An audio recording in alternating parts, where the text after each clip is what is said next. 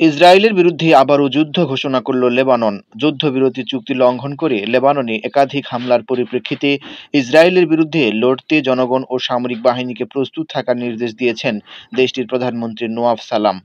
গাজায় আগ্রাসন শুরু হলে ফিলিস্তিনিদের প্রতি সংহতি প্রকাশ করে ইসরায়েলে একাধিকবার রকেট হামলা চালায় লেবাননের ইরানপন্থী হিজবুল্লাহ গ্রুপ। জবাবে লেবাননের রাজধানী বৈরুত সহ বিভিন্ন শহরে গর্জে ওঠে ইসরায়েলের যুদ্ধবিমান। দীর্ঘ ১৪ মাস রক্তক্ষয়ী যুদ্ধের পর যুক্তরাষ্ট্র ও ফ্রান্সের মধ্যস্থতায় যুদ্ধবিরতিতে সম্মত হয় ইসরায়েল ও লেবাননের সশস্ত্র গোষ্ঠী হিজবুল্লাহ। গেল ২৭ নভেম্বর যুদ্ধবিরতি কার্যকর হয়। তবে চুক্তি কার্যকরের পরও বিভিন্ন সময় লেবাননে ড্রোন, বিমান ও রকেট হামলা চালাচ্ছে ইসরায়েলি বাহিনী। গেল ৪ ফেব্রুয়ারি লেবাননের পূর্ব বেকা অঞ্চলের জেন্নাতা শহরের কাছে ড্রোন হামলায় ৬ লেবানিজ নিহত হন, আহত হন ১৫ জন। এর আগে ২৮ জানুয়ারি দক্ষিণ লেবাননের অন্যতম প্রধান শহর নাবাতিহে ইসরায়েলি বিমান হামলায় ২৪ জন আহত হয়। যুদ্ধবিরতি চুক্তির মধ্যেই ইসরায়েলের সেনাবাহিনীর এসব হামলায় ধ্বংস হয় কয়েকশো স্থাপনা।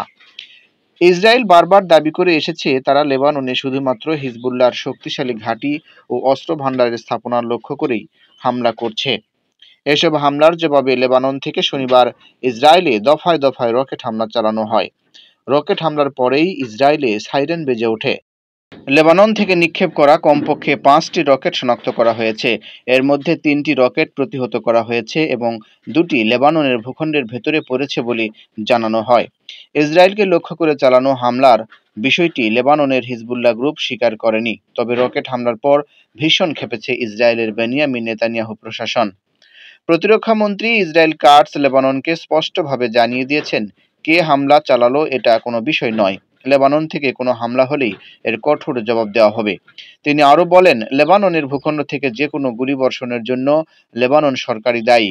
তিনি ইসরায়েলের প্রতিরক্ষা বাহিনীকে পাল্টা জবাব দেওয়ার নির্দেশ দিয়েছেন। নেতানিয়াহু প্রশাসনের এই সিদ্ধান্তে তেলে বেগুনে জ্বলে উঠেছেন লেবাননের প্রধানমন্ত্রী নওয়াফ সালাম। ইসরায়েলকে সতর্ক করে তিনি বলেন, তার দেশ একটি নতুন যুদ্ধের দ্বারপ্রান্তে দাঁড়িয়ে আছে। দক্ষিণ সীমান্তে আবারও সামরিক অভিযান শুরু হলে তা লেবাননকে একটি ভয়াবহ যুদ্ধে টেনে নিয়ে যেতে পারে। দেশটির জনগণের জন্য মারাত্মক দুর্ভোগ বয়ে আনবে। লেবাননের প্রধানমন্ত্রী সালাম আরও বলেন, যুদ্ধ ও শান্তির বিষয়ে লেবানন নিজেই সিদ্ধান্ত নেবে, অন্য কেউ নয়। ফরাসি সংবাদ মাধ্যম ফ্রান্স 24 জানায়, লেবানিজ সরকার প্রধান এক বিবৃতিতে বলেছেন, যুদ্ধ এবং শান্তির বিষয়ে সরকারের সিদ্ধান্ত বাস্তবায়নে সব সামরিক ব্যবস্থা গ্রহণ করতে হবে। প্রধানমন্ত্রী নওয়াফ সালাম আরও বলেন, হামলার ফলে একটি নতুন যুদ্ধের দিকে ধাবিত হওয়ার ঝুঁকি রয়েছে, যা লেবানন এবং লেবাননের জনগণের জন্য দুর্দশা ডেকে আনতে পারে।